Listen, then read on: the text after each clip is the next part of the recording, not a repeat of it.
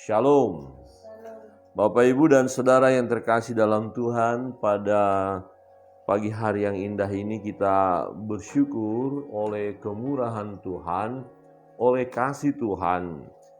Kita boleh ada sebagaimana adanya saat ini ya. Bukan karena kuat gagah kita, tapi karena kemurahan Tuhan, anugerah Tuhan. Jadi hidup ini adalah anugerah, pemberian Allah.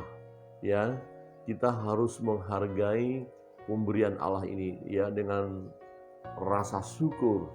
Walaupun memang dalam perjalanan hidup kita ada tantangan, pergumulan ya, yang mungkin kita katakan luar biasa. Tetapi itu pun adalah anugerah Tuhan. Kita masih bisa dengan teguh ya menghadapinya. Bapak, Ibu, Saudara yang terkasih dalam Tuhan, kebenaran firman Tuhan dalam Yesaya pasal 48 akan kita renungkan. Ya, Yesaya pasal 48 kita akan melihat kebenaran firman Allah ya.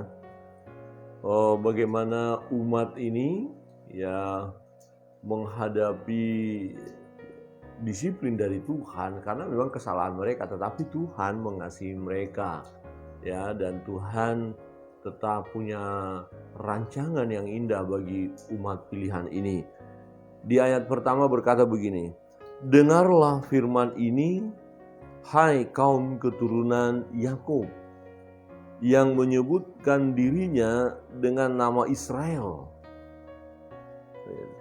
dan yang adalah keturunan Yehuda, yang bersumpah demi nama Tuhan dan mengakui Allah Israel, tetapi bukan dengan sungguh-sungguh dan dengan tulus hati." Nah, inilah keadaan umat Israel, umat Yehuda, umat pilihan Allah.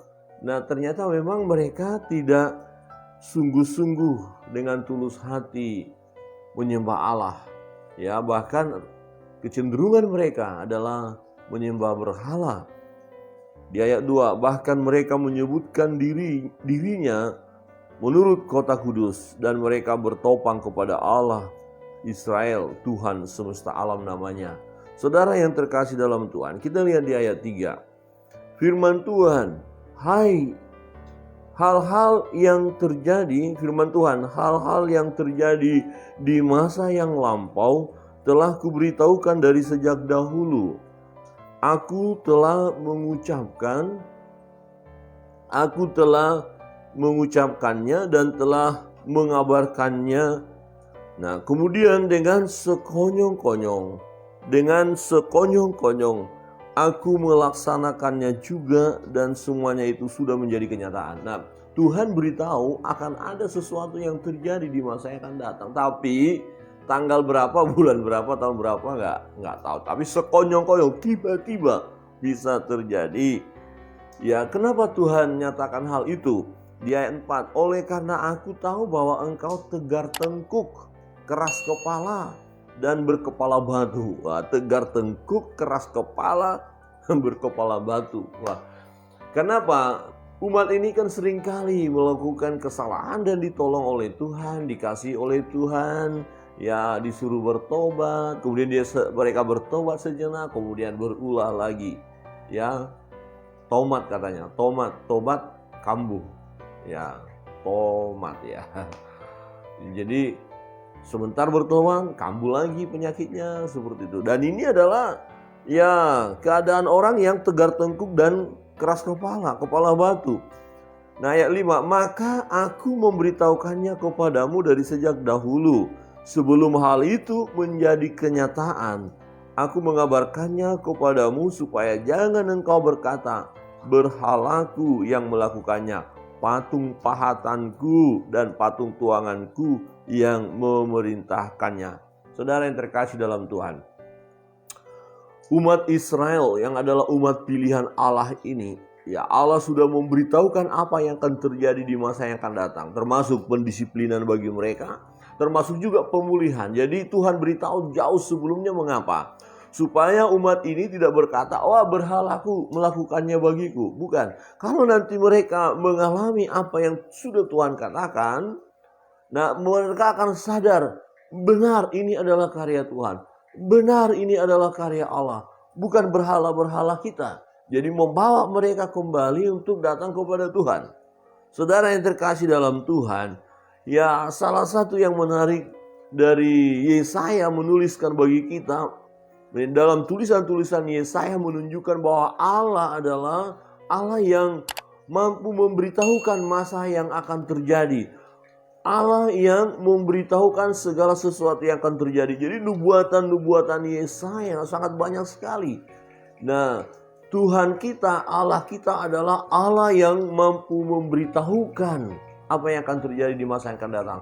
Nah, Allah-Allah lain tidak ada, tidak bisa. Tuhan-Tuhan yang lain tidak bisa memberitahukan apa yang akan terjadi di masa yang akan datang. Tetapi Allah kita adalah Allah yang memberitahukan apa yang terjadi di masa yang akan datang. Nah, ketika terjadi peristiwa itu, kita tahu, oh ya, Allahku mengatakannya. Firman-Nya sudah mengatakannya. Jadi semakin melekatkan diri kita kepada Allah. Saudara, nubuatan-nubuatan telah digenapi. Ya, ada yang mengatakan begini ya, dalam penelitian 2/3 dari nubuatan telah digenapi, tinggal 1/3 lagi. Berarti kalau 2/3 saja sudah digenapi, tentu yang 1/3 pasti akan digenapi. Apa saja yang belum digenapi? Ya, hari-hari terakhir. Ya, eskatologi kalau kita belajar ya. Jadi masa-masa akhir ini ya, keadaan dunia. Misalnya, terjadi keadaan dunia yang semakin alam ya, misalnya gempa bumi, gunung meletus, banjir, macam-macam ya. Itu sudah terjadi, saudara. Ya, kemarin ya kita lihat tiba-tiba ya Gunung Semeru ya mengeluarkan larva. Waduh, jam 4 yang sebenarnya masih terang, gelap gulita. Kita bersyukur ada teman-teman mengirimkan videonya ya. Jadi kita mengetahui, kita mau berdoa supaya mereka juga ditolong oleh Tuhan ya, supaya mereka melalui peristiwa itu memandang hanya kepada Allah. Kita memandang kepada Allah. Oh, ini loh dalam nubuatan terrealisasi keadaan dunia, dan masih akan ada yang akan digenapi. Masih akan ada yang digenapi. Percayalah bahwa Tuhan sudah memberitahukan apa yang akan terjadi. Nah, mengapa Tuhan memberitahukan hal itu? Baik kepada umat pada waktu itu, supaya umat tidak berkata, oh ini berhala-berhalaku. Nah, konteksnya pada waktu itu berbicara kepada umat Yehuda. Yesaya berbicara kepada Yehuda. Karena memang umat pilihan ini yang keras kepala, tegar tengkuk, ya kepala batu. Ya, mereka seringkali melihat, ya ini bukan pekerjaan Tuhan kok, ini Allah kami, yaitu berhala-berhala kami. Akhirnya Tuhan bilang, ini tak beritahu supaya kamu jangan bilang nanti bahwa berhalamu yang melakukan itu. Nah, konteks kita sekarang, ketika kita melihat keadaan sekarang, kita semakin takut akan Allah. Kita mau berkata, wah ini, bukankah sudah tercatat dalam firman-Nya apa yang akan terjadi? Saudara yang terkasih dalam Tuhan, Tuhan Allah yang kita sembah, Allah Abraham, Ishak, Yakub, Alfa dan Omega itu hanya Dialah Allah yang mampu memberitahukan apa yang akan terjadi di masa yang akan datang. Di ayat 6 berkata begini, engkau telah mendengar semuanya itu dan sekarang engkau harus melihatnya. Tidakkah kamu sendiri mau mengakuinya? Aku mengabarkan kepadamu hal-hal yang baru dari sejak sekarang dan hal-hal yang tersimpan yang belum kau ketahui. Wow. Bapak, Ibu, Saudara yang terkasih dalam Tuhan, artinya begini. Ketika kita melihat peristiwa-peristiwa yang lampau, yang sudah kita lewati, kemudian kita lihat kebenaran firman Allah. Benar, sudah tercatat dalam firman. Benar, sudah dinyatakan oleh kebenaran firman. Wow, puji Tuhan. Tetapi masih ada peristiwa-peristiwa yang akan datang. Kita nggak tahu, saudara nggak tahu. Tetapi percayalah, firman sudah beritahu akan terjadi seperti ini, keadaannya seperti ini. Ya. Misalnya, pengajar-pengajar sesat akan bermunculan, itu sudah ada. Keadaan alam semakin guncang ganjing ya, katakan terjadi. Bahkan dikatakan nanti gunung-gunung ya meletus. Ya, ada tsunami-tsunami ya, seperti itu ya. Ada secara manusia apa? Manusia satu dengan yang lain semakin kehilangan kasih. Itu sudah dicatat. Ya, nanti akan ada perang antara ya keluarga. antar suku, antar bangsa, perang. Wah, ini keadaan akhir zaman. Jadi kejahatan semakin merajalela, itu sudah terjadi. Nah, peristiwa yang akan terjadi ke depan sudah diberitahu oleh Tuhan. Nah, ketika kita tahu hal ini, tujuannya apa? Supaya kita takut akan Allah, itu saja. Supaya kita menyembah Dia, supaya kita hanya bersandar kepada Dia, berserah kepada Dia. Jangan katakan ini daripada berhala-berhalaku. Ini yang melakukan ini semua adalah sesembahanku. Tidak. Yang melakukan semuanya adalah Allah yang berdaulat. Alfa dan Omega itu hanya Dia. Saudara yang terkasih dalam Tuhan, berarti ketika kita melihat peristiwa yang terjadi, yang sudah terjadi, sesungguhnya mau mengingatkan kita akan kasih Allah, akan kuasa Allah, akan kedahsyatan Allah. Dia sudah beritahukan sebelumnya. Jadi ketika engkau melihat peristiwa-peristiwa yang lampau, naikkanlah syukurmu kepada Tuhan. Terima kasih Tuhan, firman sudah digenapi. Terima kasih Tuhan. Tetapi ketika kita menghadapi masa-masa yang akan datang, yang bakal tiba-tiba dikatakan sekonyong-konyong, wah, tiba-tiba musibah terjadi, jangan kaget. Sebenarnya Tuhan sudah beritahu hal itu akan terjadi, namun waktunya tidak diberitahukan tanggal berapa, bulan berapa, tetapi tiba-tiba bisa terjadi. Ya, itu pun dari Tuhan. Kita harus berkata, terpujilah nama Tuhan. Bapak Ibu Saudara yang terkasih dalam Tuhan, tadi malam habis ibadah kita lagi duduk-duduk, tiba-tiba petir. Wah, kaget juga ya. Saya nggak tahu apakah ada yang korban atau apa, karena memang petirnya luar biasa ya. Tapi kita langsung otomatis itu, ketakutan. Tapi jangan takut, itu memang harus terjadi. Dan siapa yang buat itu? Yang melakukan itu siapa? Itu karyanya siapa? Karyanya Tuhan. Jadi ketika kita melihat keadaan cuaca sekarang, itu juga dari Tuhan. Jadi bersyukur. Ini pagi hari ini hujan lebat ya. Dan banyak rumah-rumah yang tentu bocor ya. Mengalir airnya nggak apa-apa lah. Puji Tuhan, nanti kalau udah musim kering dia diperbaiki dibenahi semuanya. Jadi segala sesuatu ada waktunya kata Tuhan ya. Firman Tuhan katakan. Jadi Bapak Ibu Saudara terkasih dalam Tuhan, ketika kita melihat perjalanan hidup kita, Tuhan sudah tolong kita. Ketika kita melihat di belakang kita banyak peristiwa-peristiwa terjadi, dan coba lihat firman Allah, ternyata sudah diberitahukan sebelumnya. Dan yang akan terjadi, jangan khawatir, jangan takut ketika tiba-tiba terjadi. Sebenarnya Tuhan sudah ingatkan, sudah beritahu. Mengapa itu Tuhan lakukan? Alasannya jelas, supaya kita jangan berkata ini berhala-berhalaku yang buat. Enggak, supaya kita berkata ini adalah karya Tuhan. Ini adalah perbuatan Tuhan yang ajaib, yang dahsyat. Misalnya saudara sakit, kemudian saudara berdoa sembuh, jangan katakan itu gara-gara obat. Memang obat dipakai Tuhan. Jangan juga katakan ini karena saya pergi ke orang pintar. Jangan sampai pergi kepada orang yang menyebut dirinya pintar tapi sebenarnya enggak pintar. Tetapi kita mau berkata, ini adalah karya Tuhan, karena saya mau segala sesuatu yang aku lakukan di dalam Tuhan. Bapak Ibu Saudara terkasih dalam Tuhan, kebenaran firman ini kiranya menolong kita untuk senantiasa bersandar kepada Tuhan. Hanya kepada Tuhan. Di dalam ayat 12 berkata begini, dengarkanlah aku hai Yakub, dan engkau Israel yang kupanggil. Akulah yang tetap sama. Akulah yang terdahulu, akulah juga yang terkemudian. Jadi Tuhan berkata, akulah Alfa dan Omega. Hanya aku Tuhan. Hai Israel, hai umat Tuhan, hai orang percaya, dengarkan Tuhan. Hanya satu Tuhan. Akulah yang terdahulu, akulah yang terkemudian. Tanganku juga meletakkan dasar bumi, dan tangan kananku membentangkan langit ketika aku menyebut namanya. Semuanya bermunculan ketika Tuhan bilang jadi bermunculan, jadilah Berhimpunlah kamu sekalian dan dengarlah. Siapakah di antara mereka memberitahukan semuanya ini?